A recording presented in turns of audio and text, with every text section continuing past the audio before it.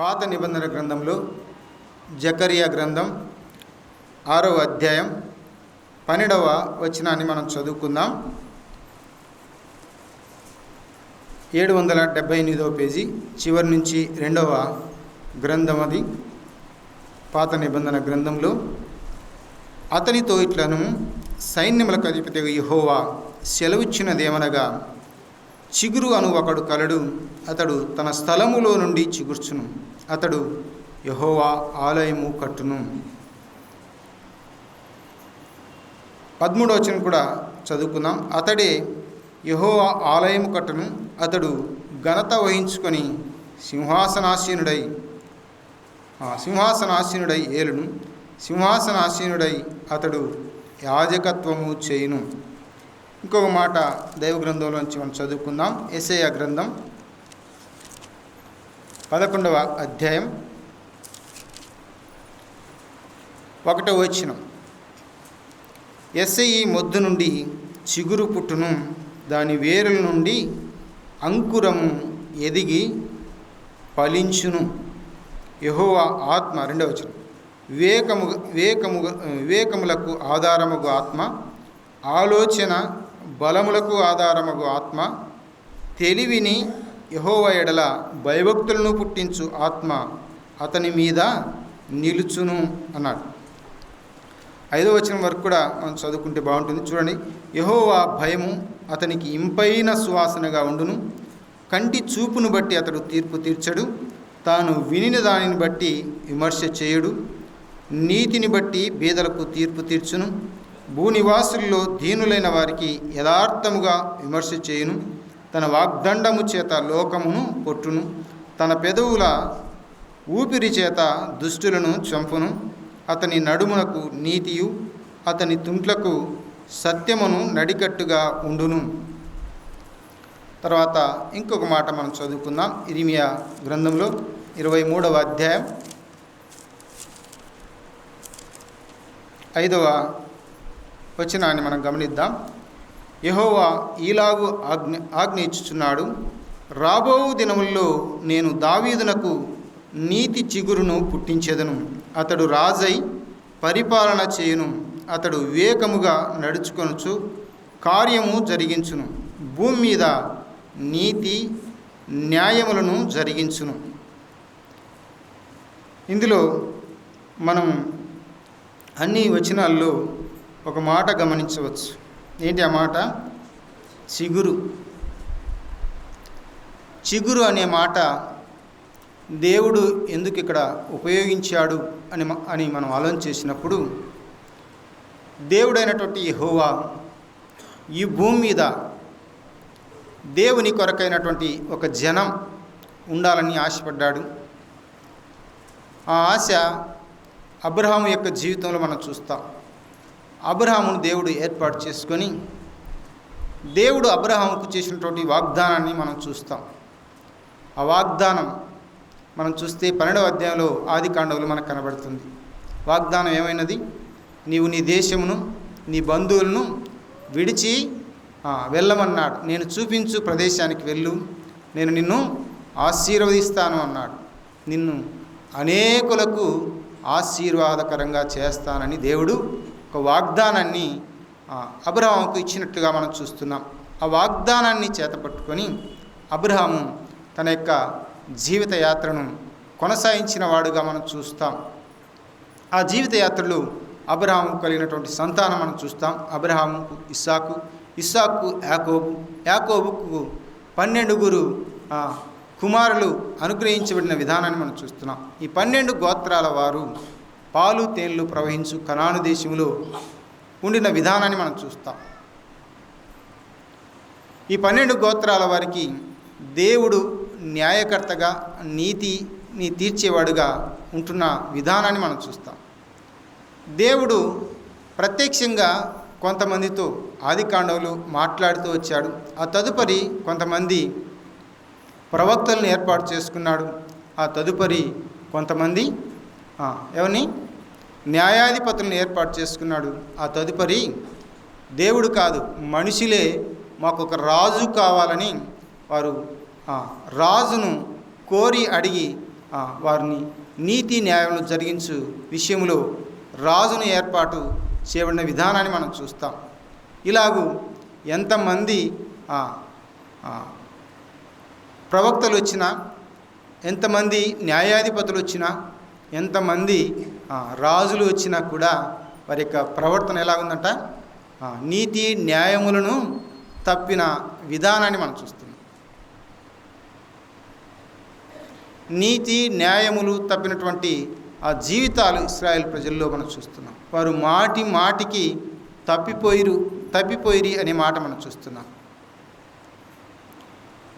అలాంటి జీవితాలను దేవుడు ఏం చేశాడు, వారిని ప్రేమగానే చూస్తున్నాడు. కానీ దేవుడు ఏం చేస్తున్నాడంటే వారి మీద ఉగ్రత చూపిన విధానాన్ని మనం చూస్తున్నాం. చిగురు అనేది మనం చూస్తున్నాం. 11వ అధ్యాయం యెషయా గ్రంథంలో 1వ వచనంలో ఏముంది, యెషయి మొద్దు నుండి చిగురు పుట్టును అన్నాడు. యెషయి మొద్దు నుండి. అలా అయితే అది ఆనాటి నుంచి ఈనాటి వరకు శత్రువుల చేత ఏం చేయబడతా ఉంది, దాడి చేయబడి అది మొద్దులాగా మిగిలిపోతూ వస్తుంది.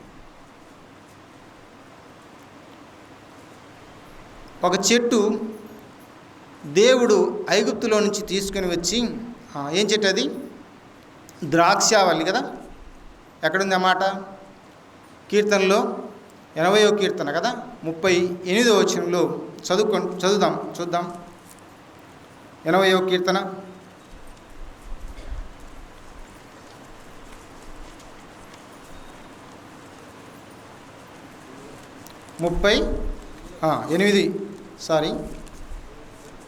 80వ కీర్తన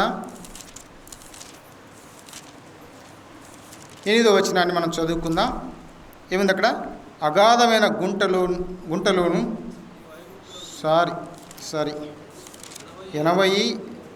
కదా, నీవు ఐగుప్తులో నుండి యొక్క ద్రాక్షావళిని తెచ్చి తిని ఐగుప్తులోని యొక్క ద్రాక్షావళిని తెచ్చితివి, అన్యజనులను వెళ్ళగొట్టి దాన్ని నాటితివి అన్నాడు. ఇంకో మాట కూడా చదువుకుందాం. దానికి తగిన స్థలము సిద్ధపరిచితివి, దాని వేరు లోతుగా పారి అది దేశమంతటా వ్యాపించాను. ఇంకా ఎన్నో సంగతులు అక్కడ కనబడతాయి. ఎలా ఉందంట, ఐగుప్తులో నుంచి దేవుడు ఏం చేశాడు, పాలు తేనెలు ప్రవహించు కనాను దేశానికి ఇశ్రాయేలు ప్రజలను తోడుకొని వచ్చి అక్కడ వారిని నాటెను అనే మాట మనం చూస్తున్నాం. దాన్ని ద్రాక్షావల్లిగా మనం చూస్తున్నాం. నీవు ఐగుప్తులో నుండి యొక్క ద్రాక్షావల్లిని తెచ్చి అన్యజనులను వెళ్ళగొట్టి దాన్ని నాటితివి. అది ఎలాగైందంట, దానికి తగిన స్థలం స్థిరపరిచినప్పుడు దాని వేరు లోతుగా పారి అది దేశమంతటా వ్యాపించాను. ఈ చెట్టు ఎవరంటే ఇశ్రాయేలు జాతి. అలా అయితే ఈ ఇశ్రాయేలు జాతి దాను మొదలుకొని బెయేర్షెబా వరకు విస్తరించిన చెట్టుగా కనబడుతుంది. ఎక్కడి నుంచి ఎక్కడి వరకు, దాను నుంచి బెయేర్షెబా వరకు, మధ్యధరా సముద్రం నుంచి యూఫ్రటీసు నది వరకు అది విస్తరించిన విధానాన్ని మనం చూస్తున్నాం. దేవుని యొక్క ప్రేమ, దేవుని యొక్క కృప ఇశ్రాయేలు ప్రజల మెండుగా నిండుగా ఉన్నట్లుగా మనకు అర్థమవుతుంది. ఈ మాటలు మనం గమనించినప్పుడు ఈ చెట్టు ఇలాగూ అభివృద్ధి కావాల్సింది పోనిచ్చి వారు ఏం చేస్తున్నారు, నీతి న్యాయములను తప్పి దేవునికి విరోధకరంగా పాపాలు జరిగిస్తూ వస్తున్నట్లు మనం చూస్తున్నాం. న్యాయాధిపతులు చాలలేదు మాకు అన్నట్లుగా దేవునికి ప్రతినిధిగా ఉన్నటువంటి సమూయేలుతో వారు తెలియపరుస్తున్నటువంటి మాట ఏంటో మనకు తెలుసు. గత దినాలు మనం విన్నాం, మాకొక రాజు కావాలి, సకల జనుల మర్యాద చొప్పున సకల రాజ్యాల్లో రాజున్నాడు, మమ్మును కూడా ఏలడానికి ఒక రాజు కావాలని సమూయేలుతో తెలియపరిచిన విధానాన్ని మనం చూస్తున్నాం. అది సమూయేలుకి ఎలా కనపడింది, ప్రతికూలంగా కనపడింది. ఏంటి, న్యాయాధిపతులు మేముండగా దేవుడు మా ద్వారా మీకు న్యాయాన్ని స్థిరపరిచి జరిగిస్తున్న విధానాన్ని మాలో ఉంచగా మీరు ఎందుకు ఒక రాజును కోరుకుంటున్నారు అన్నట్లుగా అది సమూయేలుకు ప్రతికూలంగా అనిపించినట్లుగా మనం చూస్తున్నాం. అయితే సమూయేలు ఏం చేశాడో మనం చూస్తున్నాం. దేవుని సన్నిధిలో ప్రార్థన చేయగా దేవుడు ఏం చేశాడు? వారు కోరుకున్నట్లే నుంచి. అంతకుముందు ఒక మాట అన్నాడు. ఏమన్నాడు? నీకు ప్రతికూలంగా ఉంది కదా, వారు నిన్ను విసర్జించలేదు. వారు ఎవరిని విసర్జించారు? నన్నే విసర్జించారు అన్నాడు. వారు నీతి న్యాయాలను పైరూపంగా కనిపించే మనుషుల ద్వారా వారు కోరుకుంటున్నారు. ఆత్మ సంబంధమైనటువంటి సృష్టికర్త అయినటువంటి ఆ దేవాది దేవుడు అనేటువంటి నన్ను లేక నా ద్వారా వచ్చే నీతి న్యాయాలు వారు కోరుకోలేదు, నన్ను వారు కోరుకోలేదు అన్నట్టుగా నన్నే వారు విసర్జించితిరి అని సమూయేలుతో చెప్పిన విధానాన్ని మనం చూస్తాం. ఎంత భయంకరమైనటువంటి పరిస్థితుల్లో మనం చూస్తున్నాం అంటే ఇశ్రాయేలు ప్రజ ఎవరు? దేవుని యొక్క ప్రజ. వారు దేవుని కొరకు ఏర్పాటు చేయబడినటువంటి ప్రజ. వారు దేవునికి సాక్ష్యార్థంగా నిలవబడవలసినటువంటి ప్రజ అయి ఉంటున్నట్టుగా మనం చూస్తున్నాం. వారు దేవునికి ఒక స్వాస్థ్యముగా దేవుడు ఏం చేశాడు? ఏర్పాటు చేసుకున్నాడు. ఈ భూమండలం మీద, ఈ ప్రపంచంలో ఉన్నటువంటి, ఈ భూమండలం మీద ఉన్నటువంటి ఒకే ఒక్క జాతి ప్రజాది కదా. అయితే ఈ దినాల్లో వారు ఉన్నటువంటి జనసంఖ్య ఎంతో మనకు తెలుసు. దాదాపు 1 కోటి మంది వారు, అంతే, అంతకంటే ఉండరు. వారి యొక్క విస్తరణ ఎంతుందంటే, అంటే దాను నుంచి బెయేర్షెబా వరకు మనం చూస్తే, ఉత్తరం దిక్కు నుంచి దక్షిణ దిక్కు వరకు మనం చూస్తే వారి యొక్క మైలేజ్ ఎంతుందంటే దాదాపు 270 మైళ్ళ దూరం ఉంటుందట. దాని భూ విస్తరణ 270 మైళ్ళు, అనగా 400 కిలోమీటర్ల విస్తరించి దేవుని యొక్క కృపను వారు పొందుకున్నారు. కానీ వారు ఏం చేస్తున్నారు? నీతి న్యాయములను తప్పి తిరుగుచున్నారు. అలా అయితే దేవుడు ఏం చేశాడు? వారిని ఎన్నో మార్లు కొట్టాడు. ఆయన దేవుని యొక్క ప్రేమ వారిని వెంటాడుతూనే వచ్చిన విధానాన్ని మనం చూస్తున్నాం. కీర్తనల గ్రంథంలో ఇక్కడే 78వ కీర్తనలో మనం చూస్తాం. 78వ కీర్తన 38వ చరణాన్ని మనం చూస్తే అక్కడ రాయబడిన మాట ఏంటంటే, అయితే ఆయన వాత్సల్య సంపూర్ణుడై వారిని నశింపజేయక వారి దోషము పరిహరించువాడు, తన ఉగ్రతను ఏమాత్రమును రేపుకొనక పలుమారు కోపము అణుచుకొనువాడు. దేవుడు ఎలాంటి వాడంట? వాత్సల్య సంపూర్ణుడు. ఎందుకు ఈ మాట రాయబడింది? ప్రేమామయుడు అని రాయబడవచ్చు, దయామయుడు, కరుణామయుడు అని రాయవచ్చు. వాత్సల్య సంపూర్ణుడు అన్నాడు. అలా అయితే వాత్సల్య సంపూర్ణుడను మాట రాయబడడానికి, పదం రాయబడడానికి గల కారణం ఏంటంటే, ఆయన ప్రేమ ఎలాంటిదంట? మనుషుల ప్రేమ వంటి ప్రేమ కాదు ఆయనది. ఎలాంటి ప్రేమ అంట? ఆయన ప్రేమ అపారమైనది అన్నాడు. ఆయన ప్రేమ ఎలాంటిదంట? అపారమైనది. మనుషులం మన బంధువుల ఇళ్ళ కానీ, మన పిల్లల ఇళ్ళ కానీ, మన భార్య భర్తల ఇళ్ళ కానీ మనం చూపే ప్రేమ ఎంతసేపు? కొంతసేపే, కొన్ని దినాలు లేక సంవత్సరాలు, జీవితాంతం అనుకుంటే. కానీ దేవదేవుడు యుగ యుగాలు మన మీద ప్రేమను చూపించబోతున్నాడు. అందుకే వారి ఎడల కూడా ఈ భూ సంబంధమైనటువంటి ప్రేమను కాకుండా దేవుని యొక్క ప్రేమ ఎలాంటిదంట? అది తరిగిపోయే ప్రేమ కాదు. ఆ ప్రేమ ఎలాంటిదంట? వాత్సల్య సంపూర్ణుడై అన్నాడు. వారిని నశింపజేయక వారి దోషము పరిహరించువాడు అన్నాడు. పుట్టినట్లేముంది? దోషమునకు ప్రాయశ్చిత్తము చేయువాడు అన్నాడు. వారు ఎన్నిసార్లు నీతి న్యాయాలు తప్పి దేవునికి విరోధంగా పాపం చేసి దోషానికి కారకులయ్యారు. అయితే వారి దోషమునకు ఏం చేస్తున్నాడు? దేవుడు ప్రాయశ్చిత్తం చేస్తున్నాడు. వారి యొక్క పాపాన్ని పరిహరిస్తూ ఉన్నాడు. వారి యొక్క పాపాన్ని దూరపరిచి వారిని హక్కును చేర్చుకుంటున్నాడు. ఇది ఆయన ప్రేమ. ఇంకా ఏమంటున్నాడు? వారిని నశింపజేయక వారి దోషం పరిహరించువాడు, తన ఉగ్రతను ఏమాత్రము రేపు కొనక. మనుషులమైన మనం, మన పిల్లలు మన ఎడల తప్పు చేస్తే ఏం చేస్తాం? వారిని బాగా చితగొడతాం, బాగా దండిస్తాం కదా. కానీ దేవుడు అలాగూ చేసినవాడు కాదు. ఇలా ఏమంటున్నాడు ఆయన ఉగ్రతనే మాత్రము రేపుకొనక పలుమారు కోపం అణుచుకొనివాడు అన్నాడు. ఎన్ని మార్లు? పలుమార్లు ఆయన తన కోపాన్ని అణుచుకొని వస్తున్నాడు. వారి యొక్క జీవితాలు మనం చూస్తే జరిగిన సంఘటనలు మనం చూస్తాం. షిలోహు మందిరం మనకు తెలుసు. న్యాయాధిపతుల గ్రంథంలో సమూయేలు మొదటి గ్రంథంలో మనం చూస్తాం. హన్నా ఏం చేసింది? అక్కడికి వెళ్ళి ప్రార్థన చేసిన విధానాన్ని, సంతులేని సమయంలో ఆమె వెళ్ళి అక్కడ ప్రార్థన చేసిన విధానాన్ని మనం చూస్తున్నాం. ఈ షిలోహు మందిరం ఎబ్రాహిం మన్యంలో ఉన్నట్లుగా మనం చూస్తాం. ఈ షిలోహు మందిరం ఏమైపోయింది? పాడైపోయింది. ఆ తర్వాత ఇంకొక మందిరం ఏర్పాటు చేయబడింది. ఎవరి ద్వారా? సొలొమోను ద్వారా. అలాగే ఈ మందిరం కూడా ఏమైపోయింది? శత్రువుల ద్వారా పాడు చేయబడినటువంటి ఆ బంగారు యొక్క బంగారుతో పోతపోయబడినటువంటి ఆ మందిరం ఏమైపోయింది? కొనిపోయినట్టుగా మనం చూస్తున్నాం. ఆ తర్వాత జెరుబ్బాబేలు ఒక మందిరాన్ని కట్టాడు. ఎప్పుడు? యూదులు బబులోనుకు కొనిపోబడి 70 సంవత్సరాలు పూర్తి అవుతున్న సమయంలో జెరుబ్బాబేలు మందిరాన్ని కట్టుకోమని వారికి అనుమతి ఇచ్చినప్పుడు అక్కడ మందిరం ఏర్పాటు జరిగినట్లుగా మనం చూస్తున్నాం. ఆ మందిరం కూడా ఏమైపోయింది? పడగొట్టబడినట్లుగా మనం చూస్తున్నాం.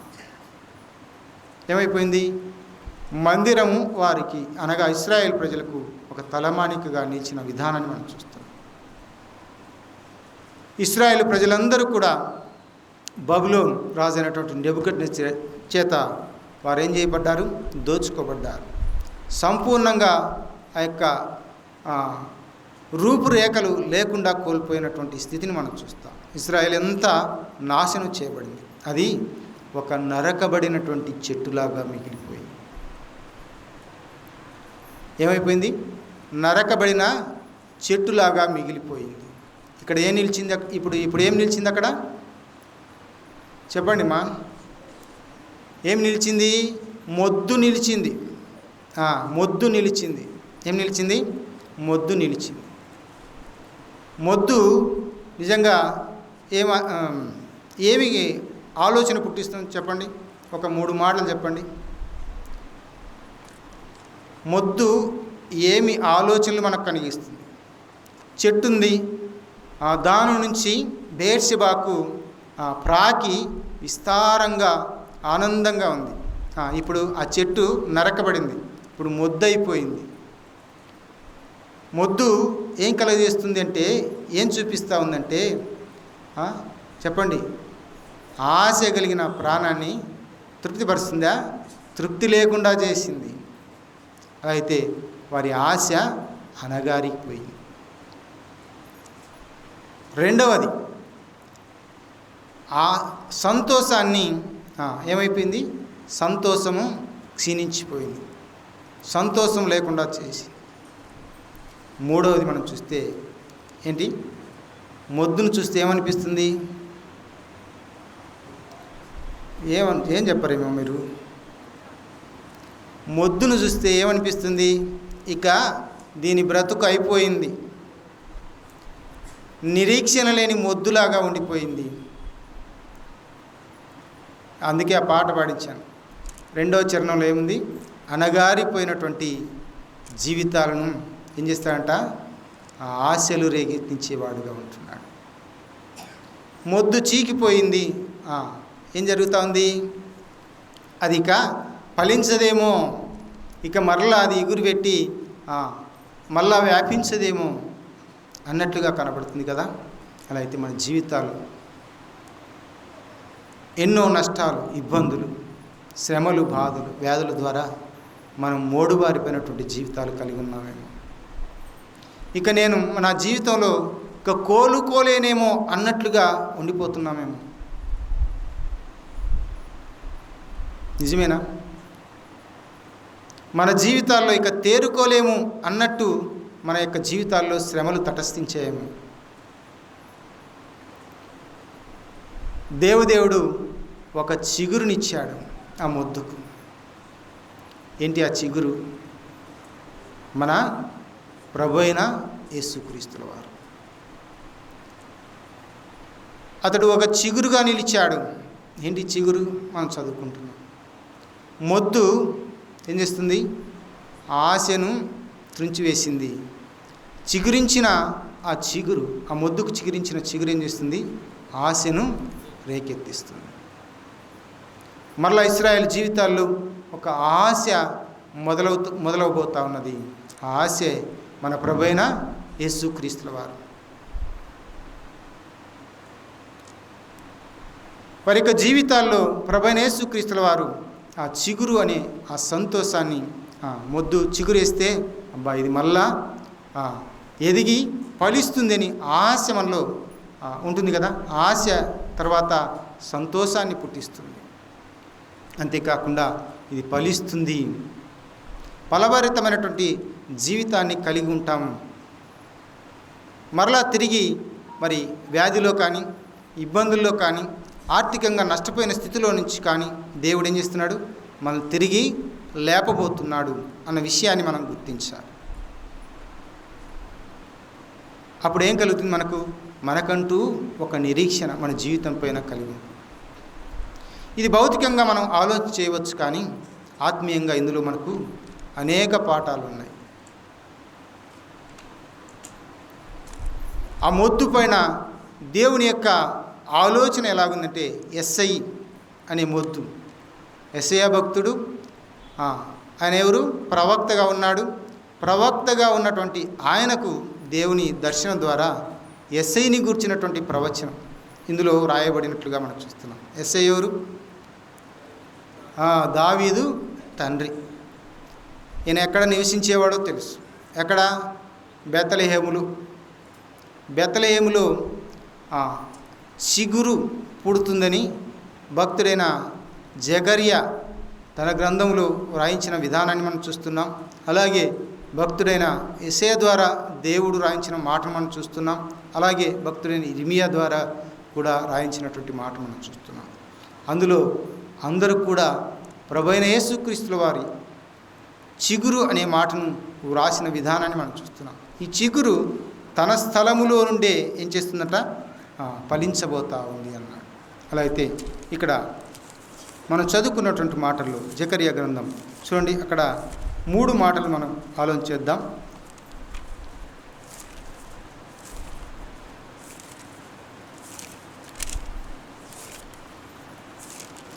జకర్యా గ్రంథం 6వ అధ్యాయం 12వ వచనం. అతనితో ఇట్లనము, సైన్యములకు అధిపతిగా యెహోవా సెలవుచ్చినదేమనగా, చిగురు అను ఒకడు కలడు. ఎవరైనా? మన ప్రభువైన యేసుక్రీస్తుల వారు. ఈ చిగురులో మనం చూసాం ఏం కలిగినాయి? 3 విషయాలు మనం చూసాం. ఒకటి ఆశ కలిగింది, రెండవది సంతోషాన్ని ఇచ్చింది, మూడవది నిరీక్షణ కలిగించింది. ఉన్నాయా దైవగ్రంథంలో?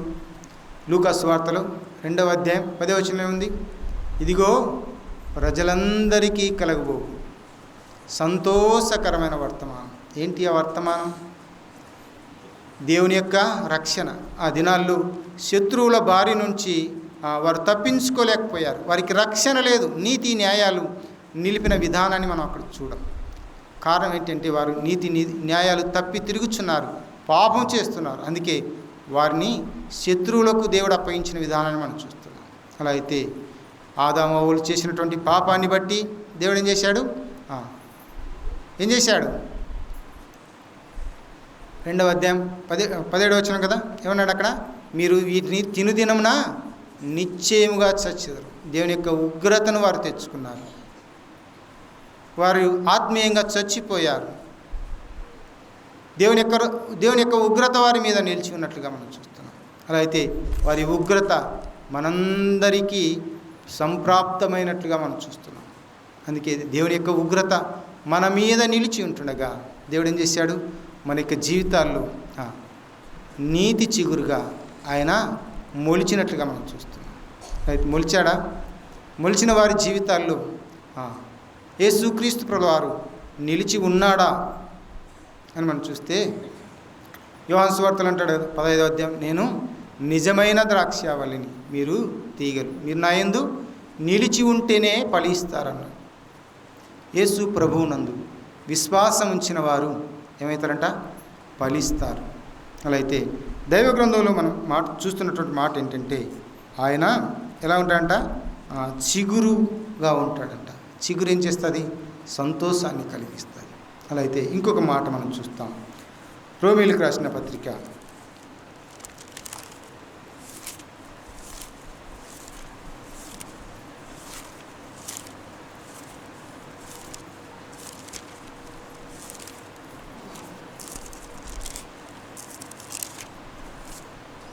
15వ అధ్యాయం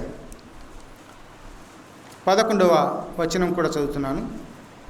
సమస్త జనులారా ప్రభువును స్తుతించుడి, సకల ప్రజలు ఆయనను కొనియాడుదురుగాక అని చెప్పియున్నది. మరియు యెషయా ఇలాగూ చెప్తున్నాడు, యెషయిలో నుండి వేరు చిగురు అనగా అన్యజనులు నేనుటకు లేచువాడు వచ్చును. ఆయన యందు అన్యజనులు నిరీక్షణించుదురు అన్నాడు. ఏముంచుదంట? ఆ మొద్దు నుండి చిగురు పుట్టగానే ఒక నిరీక్షణ కలిగింది. అలా అయితే దేవుని యందు విశ్వాసం ఉంచిన వారికి ఏం కలిగింది? ఒక నిరీక్షణ ఉంది. లోకాన్ని విడిచినప్పుడు దేవుణ్ణి మనం ఎదుర్కోబోతున్నాం. ఆత్మ సంబంధమైనటువంటి జీవితాన్ని మనకు అనుగ్రహించాడు. ఆత్మ సంబంధమైనటువంటి జీవితం మనం జీవిస్తూ ఉంటుండగా దేవుని యొక్క సన్నిధిని మనం కలిగి ఉంటామని ఒక నిరీక్షణ ఇచ్చాడు. ఒక విధంగా ఇశ్రాయేలు ప్రజలు వారు నిరీక్షణ లేని ప్రజల్లాగా నిలిచిపోయారు.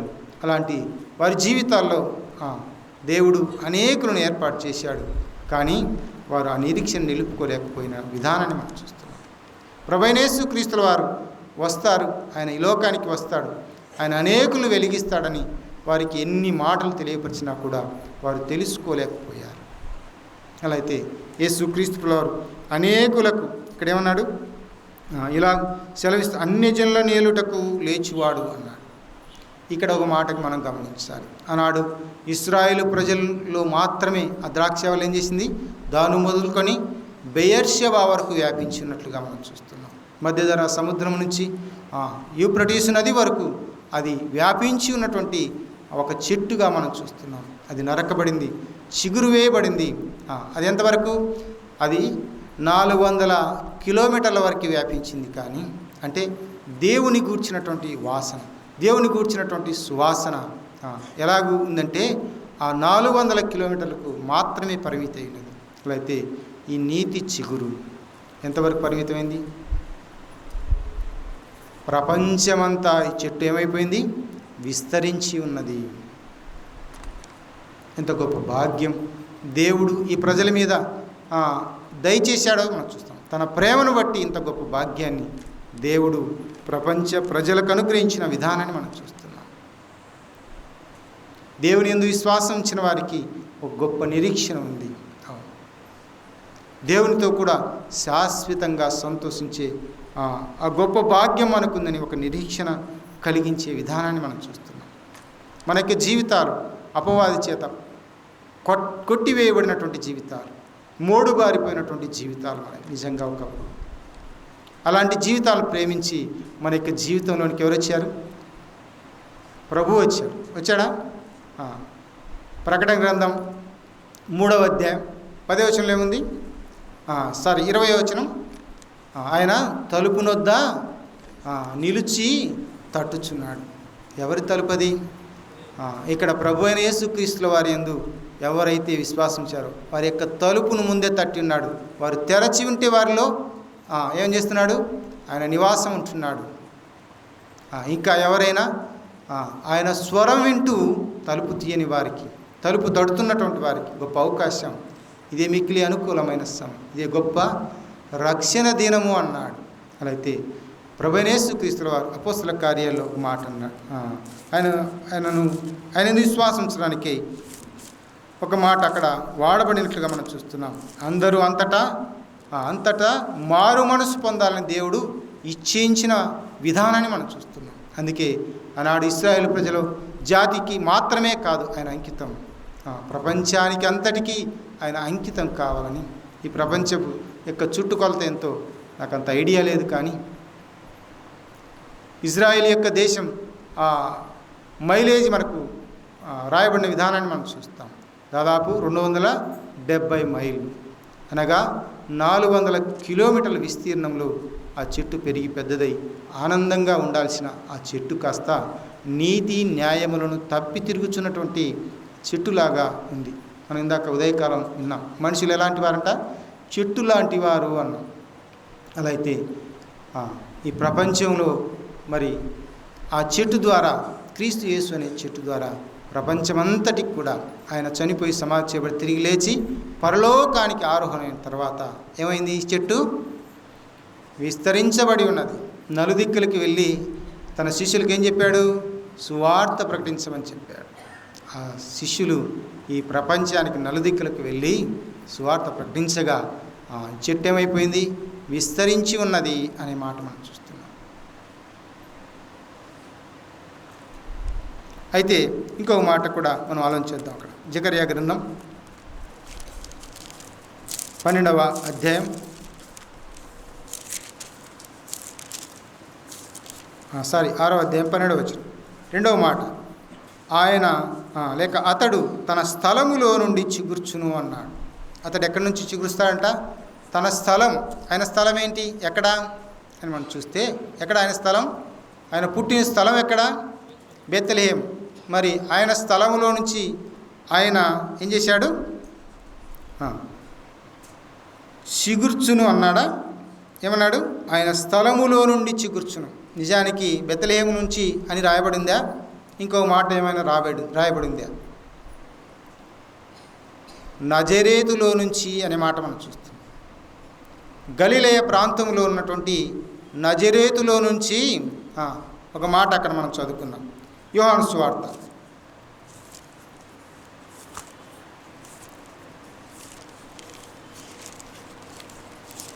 1వ అధ్యాయం 45వ వచనంలో ఇక్కడ మనం చూస్తే ప్రభువును వారు కనుగొన్న విధానాన్ని మనం చూస్తాం. 43వ వచనం చూడండి. మరునాడు ఆయన గలిలయకు వెళ్ళగోరి ఫిలిప్పును కనుగొని నన్ను వెంబడించుమని అతనితో చెప్పాను. ఫిలిప్పు బెత్సయిదా వాడు, అనగా అంద్రెయ, పేతురు అనువారి పట్టణపు కాపురస్తుడు. ఫిలిప్పు నతనయేలును కనుగొని ధర్మశాస్త్రంలో మోసేయు ప్రవక్తలను ఎవరిని గూర్చి వ్రాసిరో ఆయనను కనుగొంటిమి. ఆయన యోసేపు కుమారుడైన నజరేయుడగు యేసు అని అతనితో చెప్పాను. ఈయన ఎవరంట? నజరేయుడని యేసు. అలా అయితే నతనయేలు అంటున్నాడు ఫిలిప్పుతో, నజరేతులో నుండి 46 మంచిదేదైనా రాగలదా అని అతడు అడుగుగా వచ్చి చూడుమని ఫిలిప్పుతో అన్నాడు. నజరేతులో నుంచి మంచిదేదైనా రాగలదా అన్నాడు. నజరేతు అంటే అర్థమైంది?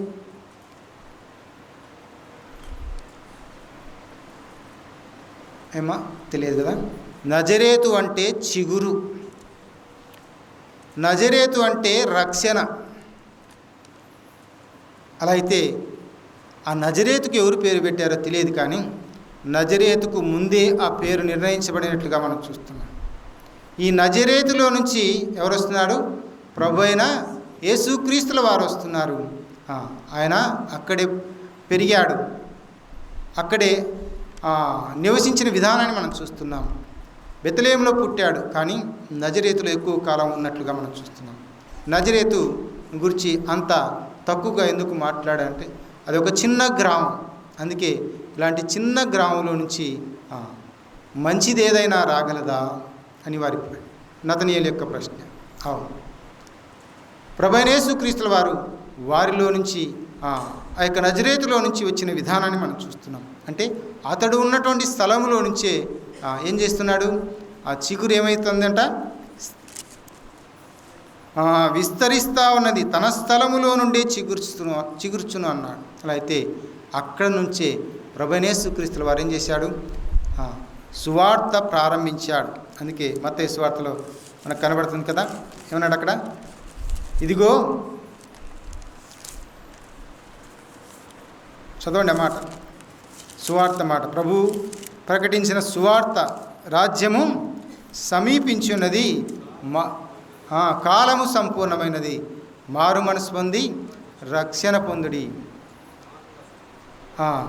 మార్కు మత్తయి సువార్తలో మనకు కనపడుతుంది. అలా అయితే యేసుక్రీస్తు ప్రభువు వారి యొక్క సువార్త ప్రారంభం ఇది ఏం దాన్ని చూపిస్తుందంటే దేవుని యొక్క స్థలములో నుండి చిగుర్చే స్థితిని చూపిస్తున్నట్లుగా మనం చూస్తున్నాం. అలా అయితే ఆయన స్థలములో నుంచే ఆయన ఏం చేశాడు, చిగుర్చి దేశమంతటా విస్తరించడమే కాకుండా ప్రపంచ దేశంలో ఉన్నటువంటి అన్య జాతులకు కూడా దేవుని యొక్క సువార్త విస్తరించిన విధానాన్ని మనం చూస్తున్నాం. అంతేకాకుండా ఇక్కడ అతడు ఒక ఆలయమును కట్టును. మూడవది ఏంటి? మొదటిది ఏమైంది? చిగురు అను ఒకడు కలడు అని ఒకటిది. రెండవది ఏంటంటే అతడు తన స్థలములో నుండి చిగుర్చును. మూడవది మనం చదువుకుంటున్నాం, అతడు యెహోవా ఆలయము కట్టును అన్నాడు. దేవుని యొక్క ఆలయాన్ని కట్టేవాడు ఎవరు? ఏమా ఒక 10 నిమిషాలు ఉందిలేండి. ఎవరుమా ఆలయాన్ని కట్టేది? ప్రభు అయిన యేసుక్రీస్తు కట్టాడా? ఏమ్మా నువ్వు పేతురువు ఈ బండ మీద నా సంఘమును కట్టుదును అన్నాడు. పేతురుతో ఏమన్నాడు? నీవు పేతురు ఈ బండ మీద నా సంఘమును కట్టుదును అన్నాడు. అలా అయితే ఇప్పుడున్నటువంటి వారం మనం ఎవరం? మందిరముగా కట్టబడి ఒక్కొక్క రాళ్ళ మనం కదా, ఆత్మ సంబంధమైన మందిరాన్ని కట్టేవాడు ఎవరు? మన ప్రభు అయిన యేసుక్రీస్తుల వారు. అందుకే ఈ లోకంలో ఉన్నప్పుడు ప్రభు అయిన యేసుక్రీస్తు ఈ మందిరం చూస్తున్నారే, ఎన్ని దినాలు కట్టారు? 40 సంవత్సరాలు, కొన్ని వేల మందితో ఈ మందిరాన్ని నిర్మించారు. కానీ ఈ మందిరం పడగొట్టబడి ఏమవుతుందంట? 3 దినాల్లో లేపుతానన్నాడు. చెప్పాడా? ప్రభు అయిన యేసుక్రీస్తు వారు మన పాప నిమిత్తం చనిపోయాడు, సమాధి చేయబడ్డాడు, తిరిగి లేచాడు, ఆయన మృత్యుంజయుడయ్యాడు. అలా అయితే నిన్ను నన్ను కూడా లేపడానికి ఆత్మ సంబంధమైన మందిరముగా కట్టబడుటకై దేవుడు కృప చూపుతున్నాడు. దైవ గ్రంథంలో ఆ మాటలు కూడా మనం ఆలోచిద్దాం. చూడండి,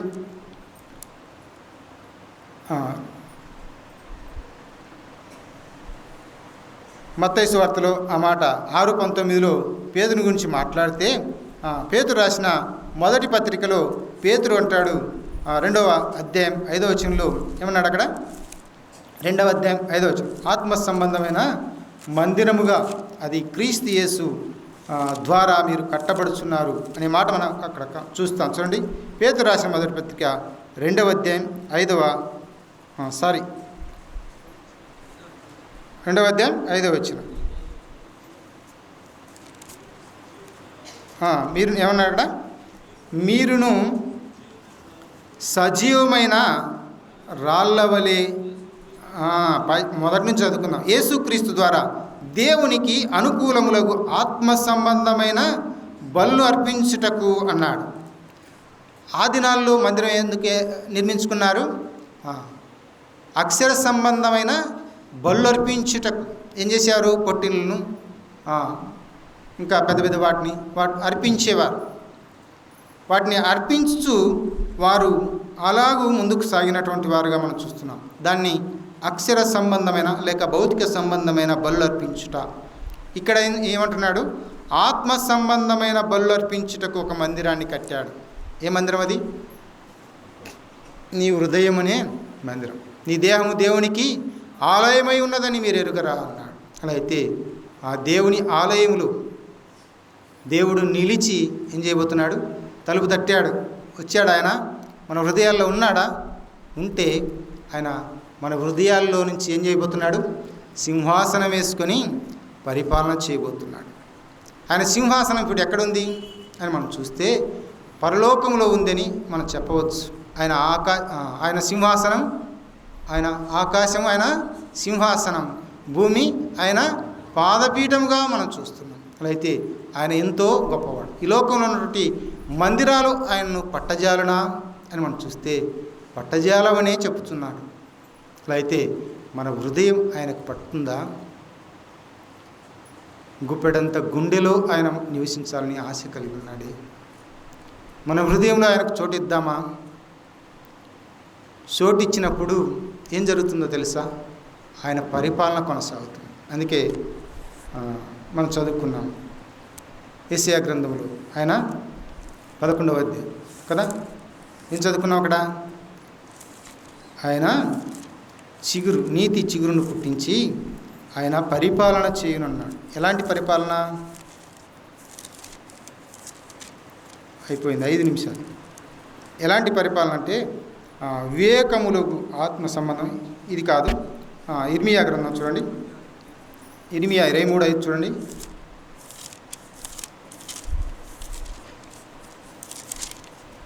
ఎలాంటి పరిపాలన అంటే అది నీతి న్యాయములను లేక అతడు వివేకమును నడుచుకొని కార్యము జరిగించు, భూమి మీద నీతి న్యాయములను జరిగించును అన్నాడు.